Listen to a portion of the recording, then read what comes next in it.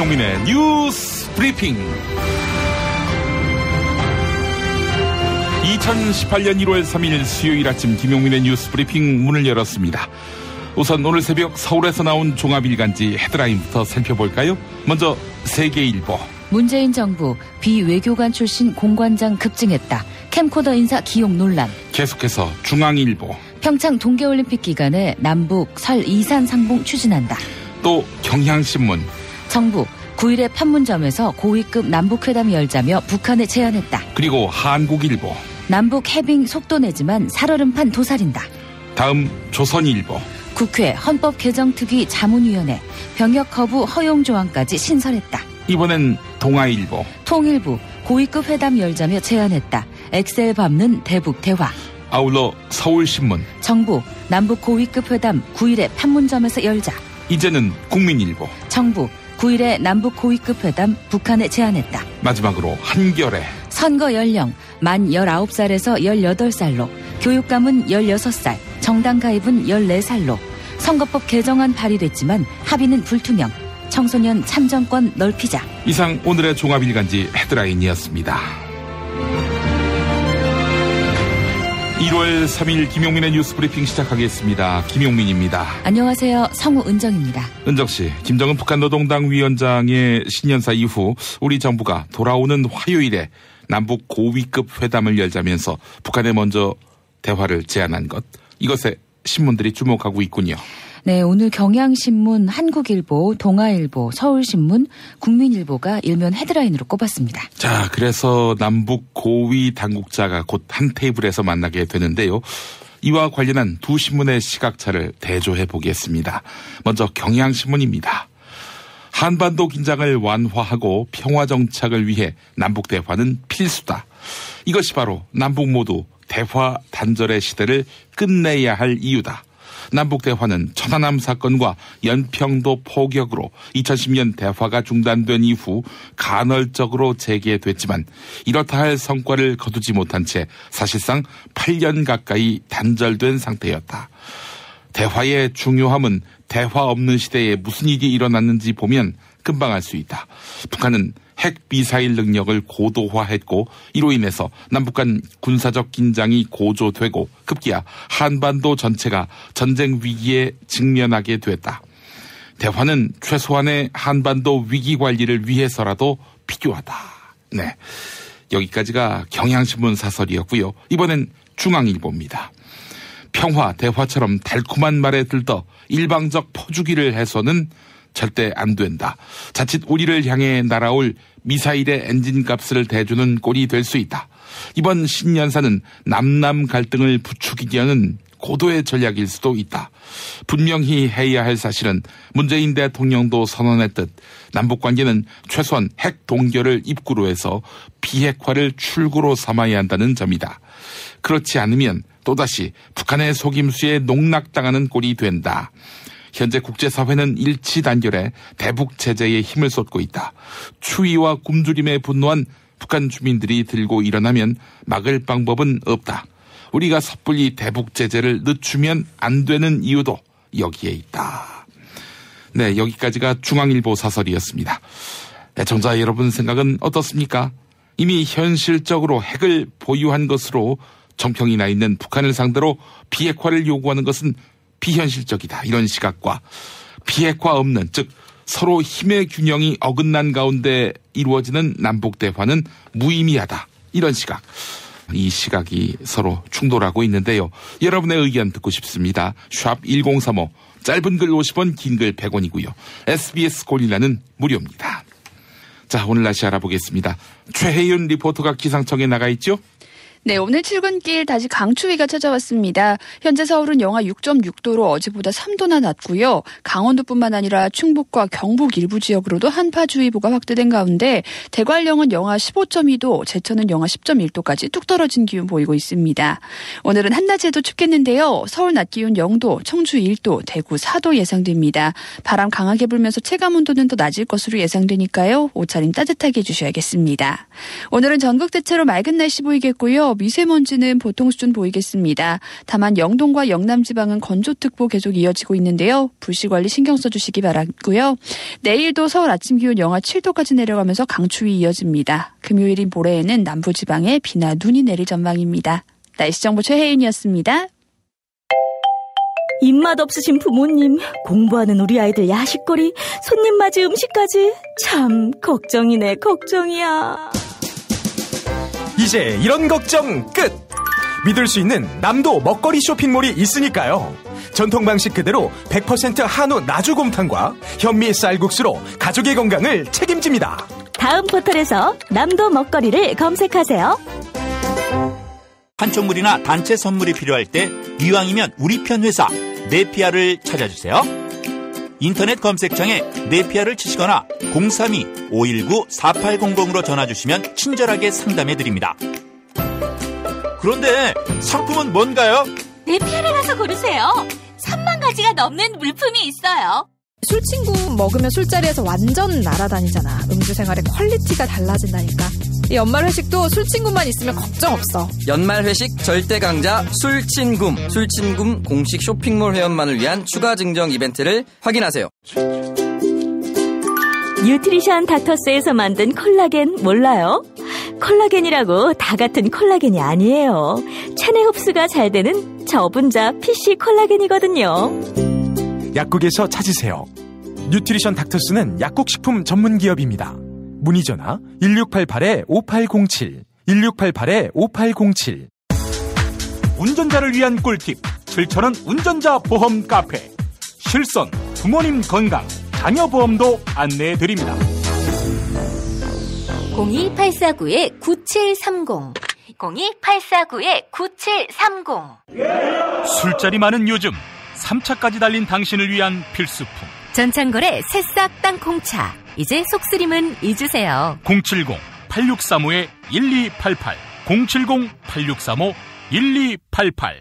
다이어트를 위한 꿀팁. 동결건조 채소와 곡물, 단백질, 그리고 효소와 비타민, 미네랄로 만든 다이어트 전용 그린 스무디로 하루 한두 끼만 바꿔 드세요. 비타샵에서 만나요.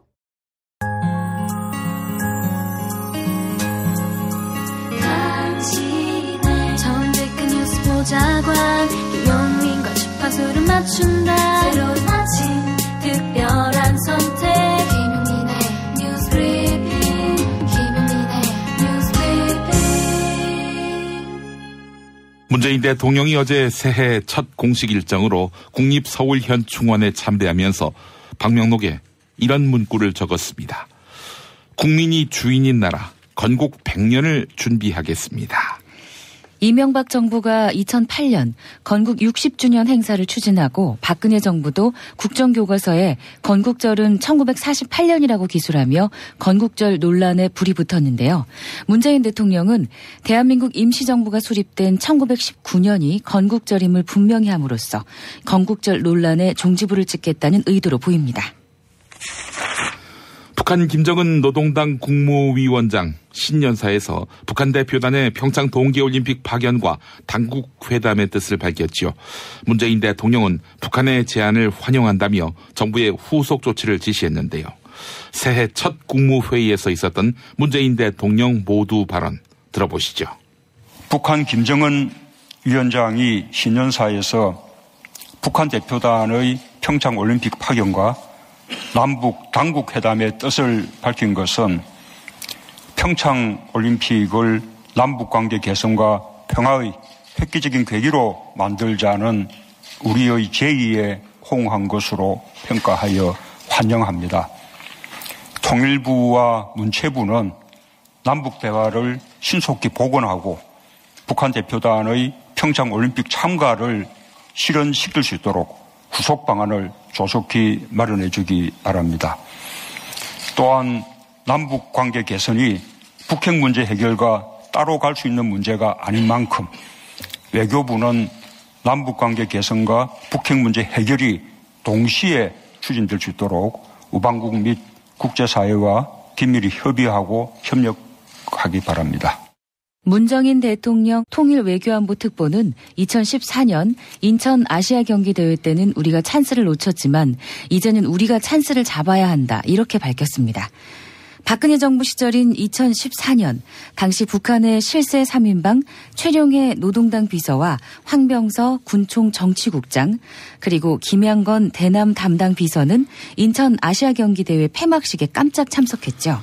당시 북한 실세 3인방은 남한에서 12시간 이상 머물렀지만 박근혜 대통령을 만나지 못하고 돌아갔습니다. 한편 문정인 대통령 통일외교안보 특보는 북한 대표단이 내려온다면 문재인 대통령은 당연히 이들을 만날 것이다. 이렇게 강조했습니다. 청와대 관계자 역시 비슷한 취지의 발언을 해 문재인 대통령과 북한 고위급 인사와의 만남 가능성이 한층 높아졌습니다. 채널 A 보도 소개해드렸습니다. 조명균 통일부 장관은 북한의 고위급 회담을 직접 제안했습니다. 어제 기자회견을 통해서 다음 주 화요일 판문점에서 고위급 남북 당국회담을 개최하자 이렇게 제의한 것인데요. 조명균 장관의 브리핑 들어보시겠습니다. 의제와 관련해서는 어제 김정은 위원장도 그 신년사에서 평창 동계올림픽의 북측 대표단 참가 등을 포함한 그러한 여기에 필요한 조치들을 협의하기 위한 그런 당국 간 회담을 이렇게 제의했습니다. 우리로서도 앞에서 말씀드린 것처럼 남북 대화가 아주 장기간 동안 열리지 않다가 열리는 만큼 여러 가지 남북 간 현안을 함께 논의하는 기회가 마련되는 것이 소망스럽겠습니다만 1차적으로는 평창 동계올림픽에 북측 대표단 참가하는 문제와 관련된 것을 논의하는 데 집중할 것입니다. 회담이 성사된다면 문재인 정부 들어 첫 당국 회담이자 2015년 남북 차관급 회담 이후 2년 만에 남북 당국 회담입니다. 하지만 북한 측은 한미연합 군사훈련 중단처럼 남한 측이 부담스러워할 의제를 제기할 가능성이 있는데요. 조명균 장관은 가능하다면 논의를 해나가겠다. 이렇게 밝히면서 논의를 피하지는 않을 것임을 시사했습니다. 또한 한반도 비핵화 문제도 회담 의제에 포함될 가능성을 열어놓았습니다. 김정은 북한 노동당 국무위원장 신년사에서 평창 동계올림픽에 선수단을 파견할 수 있다. 이런 입장을 나타냈는데요. 단순한 선수단 파견을 넘어 남북관계 복원에 대한 북한 당국의 의중이 실린 메시지다. 이런 분석이 나오고 있습니다. 개성공업지구관리위원회 김진양 위원장은 김정은 위원장이 남북관계 개선에 대한 확고한 의지를 표명한 것이다. 이렇게 강조했습니다. 이어서 신년사가 북한에서 갖는 의미를 강조하며 북한 선수단의 평창올림픽 참가가 거의 확실하다고 내다봤는데요. 김영민의 뉴스브리핑과 전화 인터뷰를 진행한 개성공업지구관리위원회 김진양 위원장의 발언 들어보시죠. 북측에게 신년사라는 게 진짜 엄청난 의미입니다. 신년사라는 것은 지난해에 국가사업 전체에 대한 총체적 평가를 바탕으로 해서 올해 새 국가 운영의 총체적 방향을 설정하는 그 기도와 같은 겁니다. 2,500만 북측 인민들 누구나 다 이걸 외울 정도로 신년사의 한 줄 한 줄 내용들은 북한 학자들 같은 경우에는 3번, 4번 읽어보면서 이거 분석합니다. 그 정도로 중요한 건데요. 북측의 신년사 전체 분량의 25%를 남북관계 개선과 평화적 관계 정상화에 계속 할애했어요. 역대 어느 신년사보다도 가장 많은 분량을 할애해서 남북관계 개선에 적극적인 의지를 좀 피력하고 있는 게 가장 큰 특징이고, 그런 측면에서 본다면 김정은 위원장이 대화하지 않은 남북관계 개선에 대한 국가적 차원의 확고한 의지 천명이다. 평창올림픽의 북측 선수단 참가는 특별한 문제가 없는 한 오게 될 것이다. 정세현 전 통일부 장관 역시 남북관계가 올해 새 국면을 맞이할 수 있다. 이렇게 전망했습니다. 북한의 정권 수립일은 9월 9일로 이른바 구구절로 불리는데요. 정세현 전 통일부 장관은 북한이 정권 수립 70주년을 맞아 오는 9월까지는 군사 도발을 멈출 가능성이 있다. 이렇게 분석했습니다. TBS 라디오 김어준의 뉴스공장에 출연해서 한 발언 들어보시죠. 뒷부분에 가서는 또 남쪽에서는 겨울올림픽 행사가 있다. 그건 민족적인 경사들이다 하는 그런 식의 표현을 썼어요. 그 얘기는 그러니까 평창올림픽이 열리는 2월부터 자기네 그 정권 수립 70주년 기념일 되는 9월까지, 9월 9일까지는 좀 조용히 지내자는 뜻이에요. 축제로 만들자 하는 얘기입니다. 그래서 문재인 정부가 하기에 따라서는 금년은 우리 국민들이 좀 전쟁 불안 없이 전쟁 공포 없이 살 수 있는 그런 상황이 올 수도 있겠다 하는 희망을 가져봤습니다. 어저께 그걸 읽으면서. 북한의 평창 겨울올림픽 참가 문제를 논의하기 위해 남한과 북한은 지난해 11월부터 물밑 접촉을 해온 것으로 확인됐다는 보도가 나왔습니다. 김경성 남북체육교류협회 이사장은 지난해 11월 초 중국 쿤밍에서 북한 4.25 체육실무진과 처음으로 접촉했다. 이렇게 밝혔습니다. 이어서 지난해 12월 최문순 강원도지사와 문웅 북한 선수단장은 같은 곳에서 비공개 실무회담을 가졌고 이때 북한 대표단의 평창행을 위한 구체적인 제안들이 나온 것으로 알려졌습니다. 또한 두 차례의 접촉 상황은 모두 통일부에 보고된 것으로 파악됐습니다. 동아일보 보도였습니다. 정부가 평창 동계올림픽 기간 동안 설 이산가족 상봉을 추진하기로 했습니다. 올해 설 연휴는 다음 달 15일부터 시작되는데요. 평창 동계올림픽 기간과 겹칩니다. 정부 고위 관계자는 문재인 대통령이 지난해 7월 베를린 선언에서 제안했던 남북 이산가족 상봉을 올 설에 재추진할 계획이다. 이렇게 밝혔습니다. 이산가족 상봉은 박근혜 정부 때인 2015년 이후에 중단됐죠. 이상은 중앙일보 보도였습니다. 다음 소식입니다. 자동차 부품업체 다스의 대주주이자 회장은 이명박 전 대통령의 맏형 이상은 씨인데요. 다스 실소유주는 따로 있으니 그 사람이 바로 이명박 전 대통령이라는 전직 다스 직원들의 증언이 잇따르고 있습니다. 전직 다스 총무차장은 이명박 전 대통령이 다스 공장이 있는 경주를 방문할 때면 골프장과 항공권 예약을 모두 다스 직원들이 담당했다. 이렇게 주장했습니다.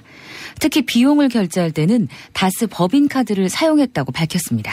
또한 이명박 전 대통령의 부인 김윤옥 씨가 친구들과 함께 경주에 방문할 때도 골프 예약과 수행은 다스 직원들의 몫이었다. 이렇게 덧붙였습니다. 항공권을 끊을 때는 이명박 전 대통령 측에서 VIP석을 고집했다. 이렇게 말했는데요. VIP석 비행기표를 끊으면서 이름은 이명박으로 하고 결제는 법인카드로 했다. 이렇게 설명한 것입니다. 이상은 MBN 보도였습니다. 2008년 당시 정호영 특검, 이른바 꼬리곰탕 특검은 다스는 이명박 대통령 당선인과 무관하다. 이렇게 수사 결과를 발표했는데요. 최근 정호영 전 특검은 당시 다스의 비자금 120억을 파악했으며 이 자금은 다스의 말단 직원 조모 씨가 횡령한 것으로 알았다. 이렇게 이야기했지요. 이에 동부지방검찰청에 마련된 다스 전담 수사팀은 정호영 전 특별검사의 특수직무유기 혐의와 당시 드러난 120억 원의 성격 규명에 주력하고 있는데요. 말단 여직원 조모 씨가 다스 사장에게 직접 결제를 받아왔다는 진술을 검찰이 확보했습니다. 다스의 자금 관리를 담당했던 전 경리팀장 최동영 씨는 최근 검찰 소환 조사를 받았는데요. 검찰은 회사 경영진이 비자금 조성에 적극적으로 가담한 것으로 보인다. 이런 진술을 확보했습니다. 최동영 씨는 조모 씨가 유독 현금 출납 결제를 받을 때 직속 상관인 자신을 거치지 않고 경영진에 직접 보고했다. 이렇게 밝혔는데요. 조 씨의 결제 서류에 사인한 당사자는 당시 김성우 사장과 권승우 정무로 둘 다 이명박 전 대통령의 최측근으로 알려진 인물입니다. 최동영 씨는 2008년 특검에서는 당선인 신분인 이명박 당시 대통령 당선인을 두려워하는 마음에 이런 내용을 언급하지 않았다가 이번에 마음을 바꾼 것으로 전해졌습니다. 이에 검찰은 당시 보고의 정점에 있었던 김성우 전 다스 사장을 출국 금지 조치하고 수사에 속도를 내고 있습니다. YTN 보도였습니다. 다스의 실소유주를 규명하는 데 있어 중요한 단서가 될 다스의 내부 문서를 JTBC가 입수했습니다. 다스의 상속세 납부와 관련된 문건들인데요. 먼저 2010년 당시 다스 최대 주주였던 김재정 씨, 이명박 전 대통령의 처남인 김재정 씨가 갑자기 사망했습니다. 당시 김재정 씨 명의로 된 재산은 다스 주식과 예금 그리고 부동산까지 합쳐서 거의 1,000억 원이었습니다. 이를 상속받게 된 김재정 씨의 부인 권영미 씨는 상속세를 이례적으로 물납, 즉 다스의 주식으로 내놓았습니다. 현금과 부동산을 모두 놔두고 다스의 최대 주주 자리를 쉽게 포기하며 주식으로 상속세를 낸 것입니다. 또한 물납으로 진행하면 주식이 제값을 받지 못하기 때문에 상식적인 선택이 분명 아니었는데요. 더 이상한 점은 권영미 씨가 다스의 주식 일부를 이명박 전 대통령이 만든 청계재단에 넘겼다는 점입니다. 그런데 다스의 상속세 납부와 관련된 5건의 문건을 JTBC가 입수했습니다. 문건에서는 고 김재정 씨의 상속세 납부에 대한 개괄적인 방법이 담겨 있는데요. 그런데 이 문건에서는 여러 가지 방안의 유불리를 따지며 권영미 씨가 납부해야 할 상속세보다 다스로부터 유출될 금액을 더 중요하게 다뤘습니다. 자, 참 이상한 이런 여러 족적들. 이를 본 회계 전문가들은 이 문건은 상속인이 아니라 다스의 실소유주 입장에서 작성됐기 때문이다. 이렇게 분석했습니다. 그래서 묻게 됩니다. 다스의 실소유주는 누구인가? 다스의 내부 제보자는 이 문건들이 이명박 정부 청와대에서 만들었다. 이렇게 밝혔습니다. JTBC 보도였습니다. 아크 부대는 원전 수주 이후 아랍에미리트의 요청에 따라서 이명박 정부 시기인 지난 2011년 파병됐습니다. 사실상 원전 수주의 대가로 아크 부대를 파병한 것인데요. 이 아크 부대를 철수하는 계획안이 박근혜 정부 시절인 2016년 말에 작성됐던 것으로 확인됐습니다. 합동참모본부의 철수 검토는 아랍에미리트와 이란의 앙숙 관계 때문입니다. 2016년 이란의 핵 제재가 풀렸고 이란의 무기 시장 진출을 위해 공을 들였는데 여기에 도움이 안 된다는 것이죠. 결국 아랍에미리트가 우리 정부의 아크 부대 철수 의도를 알게 돼 두 나라 사이에 갈등을 촉발한 것 아니냐 이런 주장이 나오고 있는데요. 아크 부대 철수안이 아랍에미리트까지 전달됐는지는 확인되지 않았습니다. SBS 보도 소개해드렸습니다. 지난달 임종석 대통령 비서실장이 특사 자격으로 아랍에미리트를 방문한 것은 이명박 정부 시절 양국이 협의한 군사 지원과 관련이 있다. 이런 해석에 힘이 실리고 있습니다. 정의당 김종대 의원은 이명박 정부 시절 체결됐지만 국회에 보고되지 않은 군사 양해각서 MOU가 있다. 그런데 박근혜 정부가 이를 제대로 이행하지 않아 아랍에미리트가 불만을 제기한 것으로 안다. 이렇게 말했습니다. 이명박 정부 시절 한나라당 국방위원이었던 한 야당 의원도 이면 합의가 있다는 얘기를 들은 적 있다. 이렇게 말했습니다. 이에 따라 아랍에미리트 특사 파견을 둘러싼 의혹의 정점에 이명박 전 대통령이 있다는 지적이 커지고 있습니다. 2009년 당시 원전 공사를 따낼 가능성이 가장 높았던 쪽은 아랍에미리트와 긴밀한 군사협력 관계를 맺고 있던 프랑스로 알려져 있었는데요. 이에 2009년 당시 이명박 대통령은 무함마드 왕세제에게 전화를 걸어서 원전 수주를 설득했고 당시 김태형 국방부 장관도 아랍에미리트를 방문했습니다. 김태형 전 장관은 아랍에미리트가 과도한 요구를 했다. 이렇게 국회 국방위원회에서 밝힌 바 있죠. 또한 이명박 대통령이 적극적으로 협조를 해보자고 했다. 이렇게 덧붙이기도 했는데요. 종합해보면 2009년 당시 원전 수주는 이명박 정부의 과도한 군사지원 약속이 있었기 때문에 가능한 것 아니냐 하는 해석이 나오고 있습니다. 한국석유공사와 한국광물자원공사 그리고 한국가스공사가 2008년부터 추진된 해외 자원개발 실태를 점검해 해외 자원개발 혁신 태스크포스에 보고서를 제출했습니다. 하지만 정작 불투명한 의사결정 과정이나 책임자에 대한 언급이 없어 부실한 반성문이다. 이런 지적이 나옵니다. 또한 해외 자원개발 혁신 태스크포스와 산업통상자원부의 활동도 해외 자원개발 사업의 부실 원인을 규명하는 것과는 거리가 있다. 이런 비판의 목소리가 제기됐습니다. 한겨레는 산업통상자원부와 해외 자원개발 혁신 태스크포스의 활동이 자원개발 사업의 구조조정에 초점이 맞춰져 있다. 이렇게 꼬집었네요. 한겨레 보도였습니다. 김용민 파일. 정의당 팟캐스트 유유상종에 출연한 김종대 의원. 제가 지난주 토요일자 기고를 한겨레 신문에 이제 전면 기사로 내보냈습니다. UAE 건은 그 최초의 원전 계약에서 시작이 됐다가 그것이 거의 뭐 군사 동맹에 준하는 사실상 군사 협력으로 발전을 했다. 그런데 약속이 잘 안 지켜졌다. 이래서 박근혜 정부 때 탈이 났다.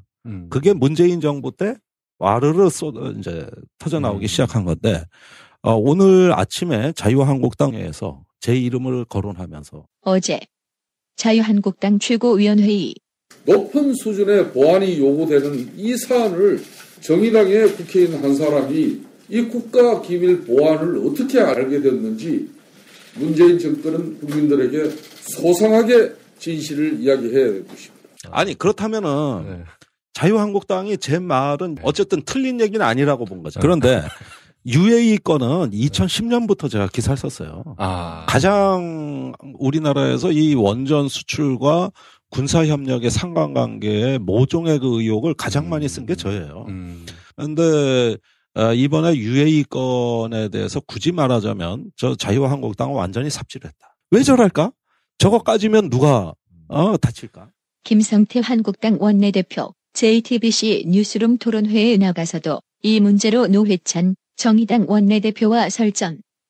MOU 체결한 거 누가 정보를 주시던가요? 김종대 정의당 의원이 어떻게 그 중요한 기밀 사항을 어떻게 알고 비공개 양해각서를 체결하는 과정에서 외교부 내에 그리고 국방부 내에 반대한 사람들이 있어요. 그 사람들이 지금 얘기하고 다니고 있는 거예요. 그 사람들이 현직에 있는 사람들이 아니에요. 열심히 좀 하세요. 지금 그거는 문재인 정부한테 꾸짖어야지. 야당 보고 아니 공부 안 해놓고 왜 시험 문제 인출됐다 그래. 그 참 대한민국의 희한한 야당 봤어요. 저는. 야당 맞아요? 있어요. 야당을 제대로 안 해봤으니까 지금 저기는 야당이 뭐 해야 될지 모르는 거야. 지금. 정의당이 야당이 아니에요 이제. 그러니까 탄핵당했지 이 사람은. 김성태 대표 유시민 작가와도 설전. 지금 UAE 정부 측에서 대래 한국에 오겠다니까 임종석 특사가 아니다 우리가 가겠다 해서 그렇게 급한 불 끈 거예요. 근데 그게 팩트예요? 자, 그 팩트를 어디서 아셨어요? 자, 이 팩트는 이미 언론을 통해서 다 나온 거예요. 의견이지 팩트가 아니에요. 아니요. 그리고 이 주장을 하신 거는 김종대 의원이 군사협력 분야에서 문제가 생겼다는 얘기를 하기 전부터 이렇게 주장하셨잖아요. 그렇게 당연히 논거를 제시하셔야죠. 자, 정확하게 저가 이 주장을 나온 것은 MBC 보도와 조선일보 보도가 나오면서 제가 이 문제에 대해서 정확하게 문제를. 그러니까 신문 보도가 근거세요? 아니.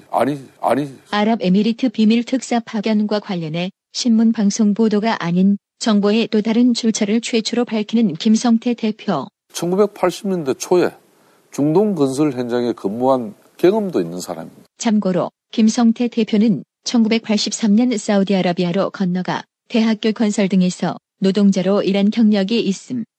원전 건설과는 무관.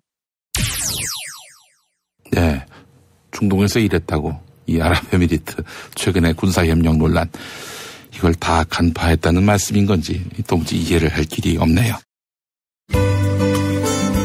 노력한 만큼 내어주는 자연, 그 자연의 마음을 알기에 정성농장 홍삼. 검색창에서 정성농장 홍삼을 검색해주세요. 010-9754-6972. 허리가 아파요. 아랫배가 나와요. 골반이 바로 서야 건강도 아름다움도 바로 섭니다. 바디로직을 입으세요. 토크밴드의 입체적인 탄력이 틀어진 골반을 바로잡습니다. 간편하고 확실한 골반 교정 타이즈. 바디로직. 야, 근데 홍어가 진짜 그렇게 몸에 좋아? 아니 끝내준다니까. 근데 비싸지? 열나 싸고 열나 맛있는 홍어가 있다니까. 어디? 알싸한 홍어. 네이버 검색창에 알싸한 홍어를 검색하시고 1599-6456 전화 주문도 가능합니다. 학교에서는 어휘 개념을 하나하나 설명해 줄 시간이 정말 부족하잖아요. 그럼 어떡하죠? 어휘 공부의 정석. 초등어휘 3천, 초등어휘 5천. 검색창에 초등어휘 3천을 쳐보세요. 바보 멸치, 바보 멸치. 저 바보 멸치는 멸치도 맛있는 생선임을 증명하겠습니다. 무염 바보 멸치와 바보 국물팩은 포털에서 바보 멸치를 검색하시거나 02-587-3599로 전화주세요. 일하는 사람들의 정치 시대를 여는 민중당, 민중의 직접 정치를 실현하는 민중당, 광장의 주인에서 정치의 주인으로 민중당, 민중이 행복한 나라 민중당, 민중당, 민중당. 민중당 유산균 사랑 2종류를 사시면 묻지도 따지지도 않고 한 개값만 받는 이벤트를 12월 31일까지 실시합니다. 내 몸에 맞는 유산균 찾기 프로젝트. 수량 소진 시 이벤트가 조기 종료될 수 있으니 빨리 서두르세요. SBS 러브 FM 김용민의 뉴스 브리핑 함께하고 계십니다. 애청자 여러분이 보내주신 문자 만나보겠습니다. 1915번 쓰시는 분. 어제 올해 첫 출근을 했는데 최저임금이 올랐다고 상여금 200% 주던 거 안 준다고 합니다. 힘없는 근로자만 죽을 지경이네요. 라고 하셨습니다.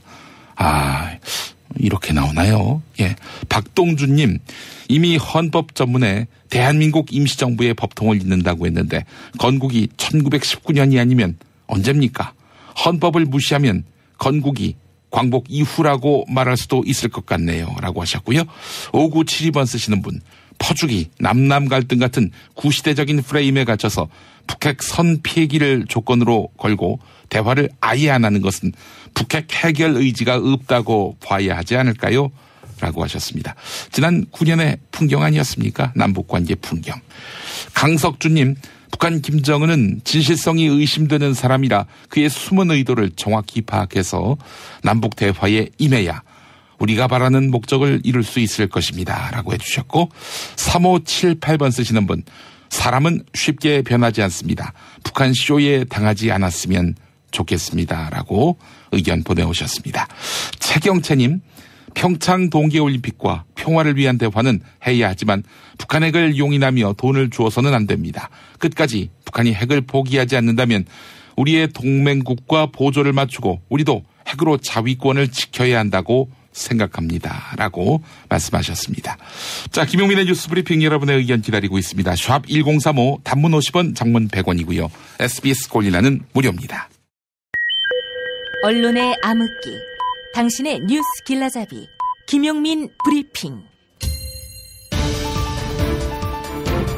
생방송 청취 방법은 SBS 애플리케이션 고릴라의 러브 FM, 지상파 FM 라디오로는 서울 인천 경기 103.5, 부산 105.7, 창원 90.9로 함께하실 수 있습니다.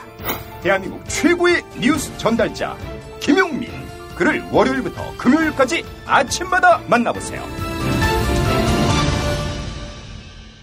몇 가지 소식 더 전해드리겠습니다. 자유한국당 홍보본부장인 박성중 의원이 공식 석상에서 여당 일당시에 언론의 두뇌를 지배했다, 이렇게 발언해서 도마 위에 오르고 있습니다. 이명박 정부와 박근혜 정부 시절 자유한국당의 언론 장악을 스스로 실토한 것이다, 이런 해석이 나오고 있는데요. 어제 자유한국당 최고위원회에서 있었던 박성중 의원의 말 들어보시죠. 지금 이제 방송은 예전에는 저희 저희가 여당 시절에는 위에 두뇌는 저희들이 어느 정도 지배를 했지만은 밑에 80% 90% 이러는 기자라든지 PD라든지 각종 작가라든지 이런 분들이 서로의 저쪽 편이 많았기 때문에 서로의 어떤 균형점을 찾을 수 있었는데 이제는 완전히 넘어갔습니다. 신문 몇 개 신문을 빼고는 전반적으로 네이버 마찬가지고 유튜브 마찬가지입니다. 전반적인 모든 운동장이 기울어진 이 상황에서 저희들이 살아남을 수 있는 것은 어차피 기울어진 운동장이지만은 SNS 이런 것을 통해서 보강할 수밖에 없다. 바른정당과의 통합을 놓고 대치 중인 국민의당 안철수계와 통합 반대파가 벼랑 끝 대치를 이어가고 있습니다. 먼저 통합 찬성 측은 새로 당을 만들어 국민의당과 바른정당을 흡수하는 이른바 신설 합당 방식을 유력한 대안으로 삼고 있습니다. 하지만 통합 반대파 의원들은 어제 회동을 갖고 전당대회 저지 방안을 논의했습니다. 국민의당 당원 당규에 따라 합당을 위해서는 반드시 전당대회를 거쳐야 하는데요. 국민의당 박지원 전 대표는 전당대회 의장인 이상돈 의원이 통합 반대파에 속하기 때문에 전당대회 개최는 어려울 것이다, 이렇게 내다보았습니다. 반면에 통합 찬성파인 국민의당 이태규 의원은 전당대회를 소집할 권한은 당무위원회에 있다, 이렇게 맞받아쳤습니다. 현재 국민의당 당무위원회는 안철수계가 장악한 상태죠. CBS 라디오 김현정의 뉴스쇼에 출연한 박지원 전 대표와 YTN 라디오 신율의 출발 새아침에 출연한 이태규 의원의 발언 차례로 들어보시죠. 전당대 의장이 통합 반대파에 속하기 때문에 어떠한 경우에도 전당대회가 어려울 것이다. 이렇게 생각합니다. 안철수 꾀가 전자투표를 하겠다. 그 전자투표를 한다고 하더라도 전당대 의장이 전당대회를 개최한다. 지금부터 전자투표를 개시한다. 이렇게 선언을 해줘야 전자투표가 실시되는 거예요. 전당대 소집을 하는 데 있어서의 행위를 하는 분은 전당대 의장이 맞지만 그 임시전당 소집할 권한은 당의 당무위원회에 있습니다. 당무위원회가 기간을 정해서 소집을 의결을 하면 전당대 의장은 그 소집을 집행해야 될 의무가 있습니다. 그 당직자가 정상적인 직무를 집행하지 않을 경우에는 다른 조치를 취할 수 있다 이렇게 생각하고 있습니다. 의장의 대행을 다른 쪽으로 지명을 해서 다른 분이 그걸 대행할 수 있도록 한다든지. 서울구치소에서 새해를 맞은 우병우 전 청와대 민정수석이 검찰 수사에 여전히 비협조적인 것으로 드러났습니다. 구치소 안에서도 자신의 국정농단 사건 재판을 준비해야 한다며 검찰에 불출석 사유서를 제출한 것입니다. 또한 변호인 접견이나 건강상의 이유를 내세워 검찰의 소환 조사를 몇 시간씩 미루기도 했는데요. 우병우 전 민정수석의 구속 기한은 내일 만료되며 검찰은 이르면 오늘 직권남용과 권리행사 방해 혐의로 우 전 수석을 구속 기소할 방침입니다. 김상조 공정거래위원장이 재벌 개혁을 위해 순환출자 그리고 금산분리와 관련한 본격적인 입법에 착수할 방침입니다. 김상조 위원장은 재벌이 경영투명성과 책임성에 맞는 조직구조를 스스로 만들어야 한다. 이렇게 강조했는데요. 또한 올 상반기까지 대기업의 지주회사와 계열사 사이에 명확한 역할 분담 그리고 일감 몰아주기 정리에 행정력을 집중할 예정입니다. 김상조 위원장은 올 상반기까지 재벌들의 자체 개선 노력을 지켜볼 것이고 하반기부터 공정거래위원회 차원의 행동을 판단할 것이다. 이렇게 덧붙였습니다.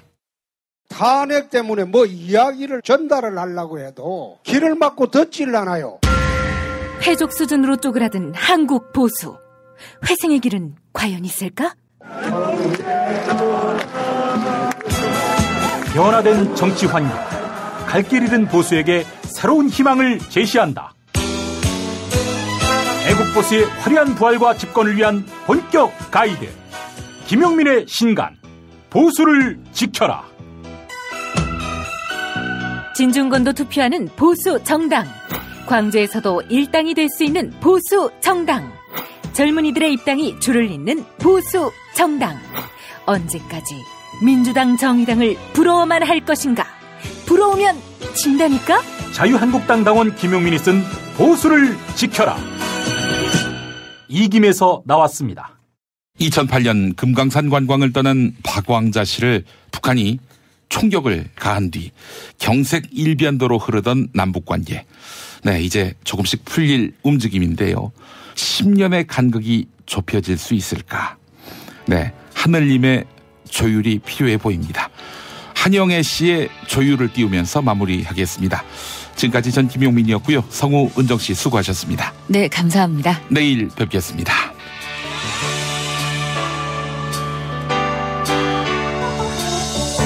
알고 있지 이 꽃들은 따뜻한 5월이면 꽃을 피워야 한다는 것을 알고 있지 이 철새들은 가을 하늘 때가 되면 날아가야 한다는 것을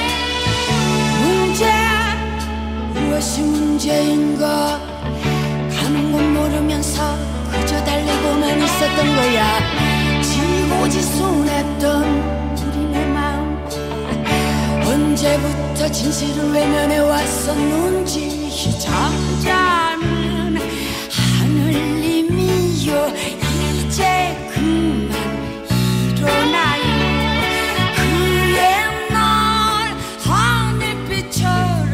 조율 한번 해주세요.